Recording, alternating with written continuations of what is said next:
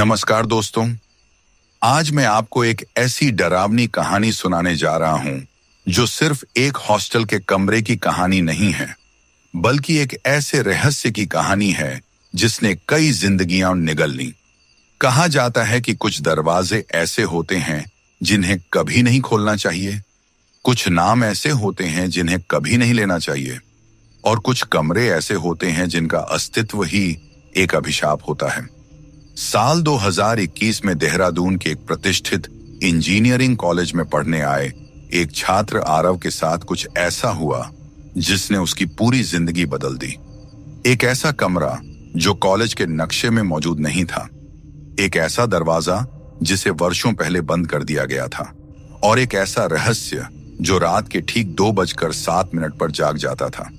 अगर आपको हॉरर कहानियां पसंद हैं तो वीडियो को लाइक करें, चैनल को सब्सक्राइब करें और हेडफोन लगाकर इस कहानी का आनंद लें, क्योंकि आज की कहानी है कमरा नंबर 666, वह दरवाजा जो कभी खुलना नहीं चाहिए था। तो चलिए शुरू करते हैं। साल 2021। मैं पहली बार घर से दूर पढ़ाई करने जा रहा था। मेरा नाम आरव है और मुझे देहरादून के एक प्रसिद्ध इंजीनियरिंग कॉलेज में एडमिशन मिला था। कॉलेज शानदार था, बड़ी बड़ी इमारतें, हरा भरा कैंपस और लगभग 2000 छात्र। लेकिन उस कॉलेज की एक बात बाकी सब चीजों से अलग थी। एक ऐसा रहस्य जिसके बारे में कोई खुलकर बात नहीं करता था। पहला दिन मैं नए हॉस्टल में शिफ्ट हुआ। मुझे कमरा नंबर 318 मिला। मेरे साथ रूममेट था करण। पहले ही दिन उसने एक अजीब सवाल पूछा, भाई रात को अगर किसी के रोने की आवाज आए तो बाहर मत निकलना। मैं हंस पड़ा। क्यों, भूत है क्या? लेकिन करण नहीं हंसा। वह कुछ सेकंड चुप रहा, फिर बोला, यहां लोग मजाक में भी 666 का नाम नहीं लेते। रात को मैस में बैठे हुए मैंने कुछ सीनियर छात्रों को बात करते सुना। वे धीरे धीरे बात कर रहे थे, लेकिन एक शब्द बार बार सुनाई दे रहा था। जैसे ही मैं उनके पास पहुंचा, वे अचानक चुप हो गए। अगले दिन मैंने हॉस्टल वार्डन से पूछा, सर कमरा नंबर 666 कहां है? उनका चेहरा अचानक बदल गया। ऐसा कोई कमरा नहीं है, उन्होंने तुरंत जवाब दिया, लेकिन उनकी आंखों में घबराहट साफ दिखाई दे रही थी।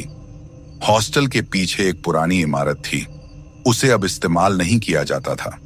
खिड़कियां टूटी हुई थीं, दीवारों पर काई जमी हुई थी। छात्र उसे ओल्ड ब्लॉक कहते थे। उसी रात करण ने बताया, 666 वही है। गायब छात्र करीब 12 साल पहले एक छात्र रहस्यमयी तरीके से गायब हो गया था। उसका नाम निखिल था। लोगों का कहना था कि उसे आखिरी बार ओल्ड ब्लॉक में जाते देखा गया था, लेकिन उसका शव कभी नहीं मिला। न कोई सुराग, न कोई सबूत, बस गायब। उस रात करीब 2 बजे मेरी नींद खुल गई। कॉरिडोर से किसी के चलने की आवाज आ रही थी, धीरे धीरे, जैसे कोई भारी जूते पहनकर चल रहा हो। मैंने दरवाजा खोला। कॉरिडोर खाली था, लेकिन आवाज अब भी आ रही थी, ऊपर वाली मंजिल से। अगले दिन मैंने हॉस्टल के सिक्योरिटी गार्ड से दोस्ती कर ली। काफी मनाने के बाद उसने मुझे रात की सीसीटीवी फुटेज दिखाई, और जो मैंने देखा उसने मेरी रीढ़ जमा दी। कॉरिडोर में एक लड़का चलता दिखाई दिया, लेकिन उसका चेहरा धुंधला था, जैसे कैमरा उसे रिकॉर्ड नहीं कर पा रहा हो।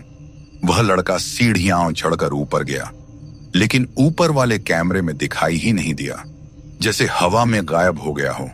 पुरानी फाइल मेरी जिज्ञासा बढ़ती जा रही थी। कॉलेज लाइब्रेरी में मुझे पुराने रिकॉर्ड मिले। वहां 2009 की एक फाइल थी। उसमें हॉस्टल का नक्शा बना हुआ था, और पहली बार मैंने वह नंबर देखा। लेकिन अजीब बात यह थी कि मौजूदा नक्शे में वह कमरा मौजूद नहीं था, जैसे उसे मिटा दिया गया हो। उस रात मैं अकेला ओल्ड ब्लॉक गया। तीसरी मंजिल पर पहुंचते ही ठंडी हवा महसूस हुई। कॉरिडोर में सारे कमरों के नंबर लिखे थे, 651, 652, 653, फिर सीधे 667। 666 गायब था। मैंने दीवार को ध्यान से देखा। जहां 666 होना चाहिए था, वहां प्लास्टर बाकी जगहों से नया था, जैसे किसी ने दरवाजा बंद करके दीवार बना दी हो। टॉर्च की रोशनी में मैंने कुछ देखा। दीवार पर खरोंचें थीं, बहुत सारी खरोंचें, और बीच में लिखा था, इसे मत खोलना। अचानक दीवार के दूसरी तरफ से आवाज आई। मैं जम गया क्योंकि आवाज अंदर से आ रही थी। कोई जिंदा था? मैंने हिम्मत करके पूछा। कौन है?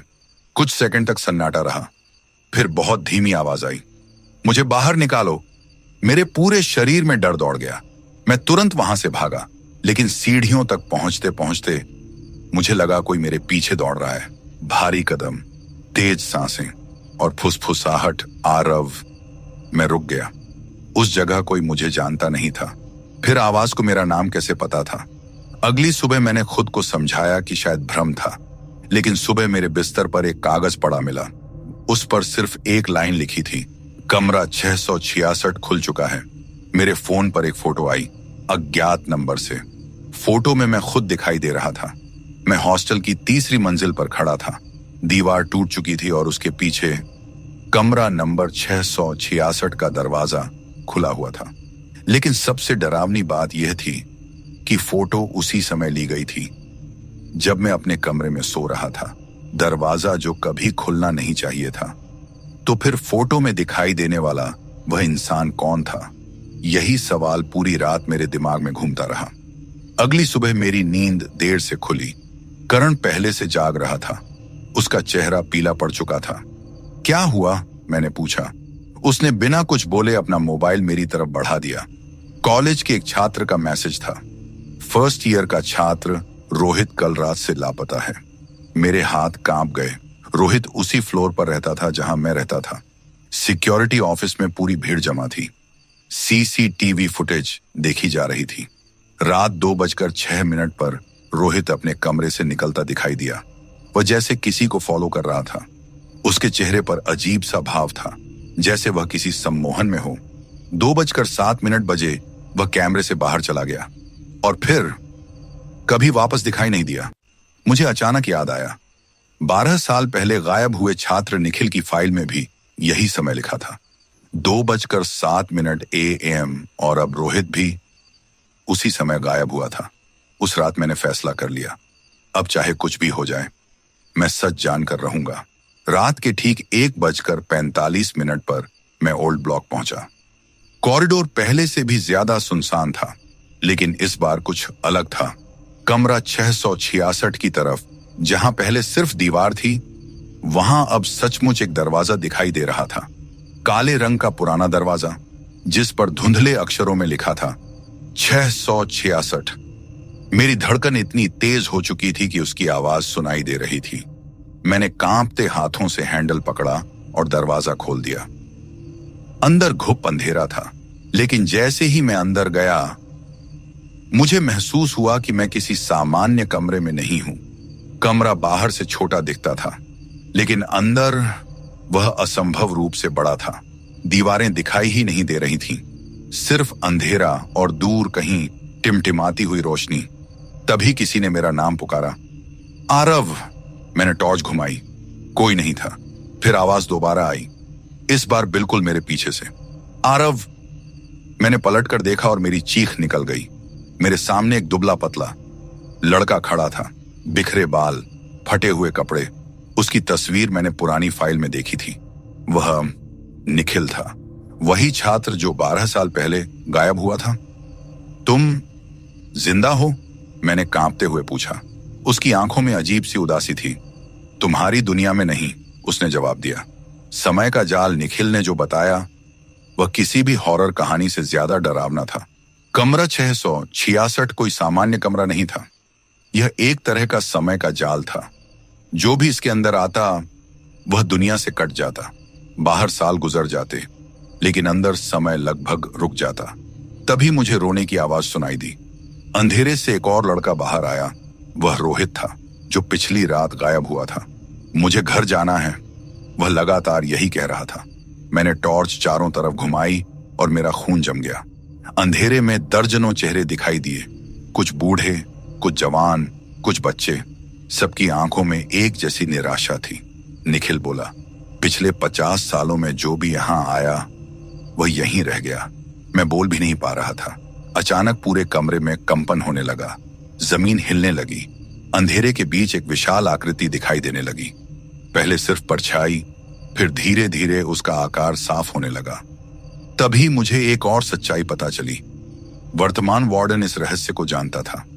वह वर्षों से कमरे को छिपा कर रखे हुए था, क्योंकि उसके पिता भी इस कॉलेज के वार्डन थे और उनके पिता भी। 100 साल पुराना समझौता 1926 में इस जगह पर एक पुराना आश्रम था। वहां कुछ तांत्रिक प्रयोग किए गए थे। उसी दौरान यह कमरा बना, लेकिन वह कमरा नहीं था। एक दरार थी जो हमारी दुनिया और किसी दूसरी जगह के बीच खुल गई थी। अब वह परछाई पूरी तरह सामने आ चुकी थी। लगभग 10 फुट लंबी, काला शरीर, सफेद आंखें और चेहरे की जगह सिर्फ अंधेरा। उसने जैसे ही मेरी तरफ देखा, मेरे सिर में तेज दर्द शुरू हो गया। कमरे की दीवारें अचानक दिखाई देने लगीं। उन पर हजारों नाम लिखे थे और धीरे धीरे एक नया नाम उभर रहा था। आरव शर्मा। निखिल बोला, मेरा नाम। ये तुम्हें चुन चुका है। क्या मतलब? अब या तो तुम यहां रहोगे या कोई और। मैं दरवाजे की तरफ भागा, लेकिन दरवाजा गायब हो चुका था। हर तरफ सिर्फ अंधेरा था और वह विशाल आकृति धीरे धीरे मेरी तरफ बढ़ रही थी। तभी मुझे जेब में रखा वह पुराना कागज याद आया जो मुझे लाइब्रेरी में मिला था। उस पर एक लाइन लिखी थी, जिस दिन नाम मिट जाएगा दरवाजा खुल जाएगा। नाम मिटाना। मैंने दीवार पर अपना नाम देखा। वह चमक रहा था। मैं दौड़कर वहां पहुंचा और पत्थर से उसे खरोंचना शुरू कर दिया। जैसे ही नाम का पहला अक्षर मिटा, पूरे कमरे में भयानक चीख गूंज उठी। वह आकृति दर्द से तड़पने लगी। निखिल चिल्लाया, जारी रखो। मैं पूरी ताकत से अपना नाम मिटाने लगा, एक एक अक्षर, एक एक खरोंच। अचानक अंधेरे में एक रोशनी दिखाई दी। वह दरवाजा था, असल दुनिया का दरवाजा। लेकिन तभी वह विशाल आकृति मेरे सामने आ गई। उसका हाथ मेरी गर्दन तक पहुंच गया। ठंडी पकड़, सांस रुकने लगी। उसी समय निखिल आगे आया। उसने उस आकृति को पकड़ लिया और मेरी तरफ देखकर मुस्कुराया। भागो, लेकिन भागो। मैं पूरी ताकत से दरवाजे की तरफ दौड़ा और अगले ही पल मैं हॉस्टल के कॉरिडोर में था। सुबह जब मेरी आंख खुली तो मैं हॉस्टल के बाहर पड़ा था। सूरज निकल चुका था। मेरे हाथ में वही पुराना कागज था, लेकिन उस पर लिखे शब्द बदल चुके थे। अब सिर्फ एक लाइन थी, एक और बच गया। कॉलेज प्रशासन ने अगले महीने ओल्ड ब्लॉक को पूरी तरह गिरा दिया। कमरा 666 हमेशा के लिए बंद कर दिया गया। कम से कम सबको यही लगा। मैं कॉलेज छोड़ चुका था। एक दिन सोशल मीडिया पर एक फोटो देखी, एक नए हॉस्टल की फोटो, दूसरे शहर में, दूसरे कॉलेज में। लेकिन फोटो के पीछे एक दरवाजा दिखाई दे रहा था और उस पर 666 लिखा था।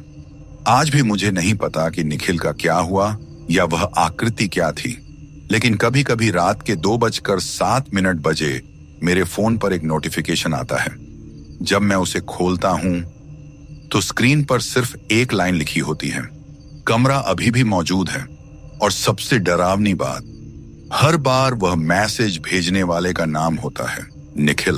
तो दोस्तों, क्या सच में कमरा 666 हमेशा के लिए बंद हो गया था, या फिर वह आज भी किसी नए शिकार का इंतजार कर रहा है? क्या निखिल अभी भी उस अंधेरी दुनिया में फंसा हुआ है? और सबसे बड़ा सवाल, अगर आपको रात के 2:07 बजे किसी अज्ञात नंबर से एक मैसेज मिले जिसमें लिखा हो कमरा अभी भी मौजूद है, तो क्या आप उस रहस्य की खोज में जाएंगे या हमेशा के लिए उससे दूर रहेंगे? अपना जवाब हमें कमेंट में जरूर बताइए।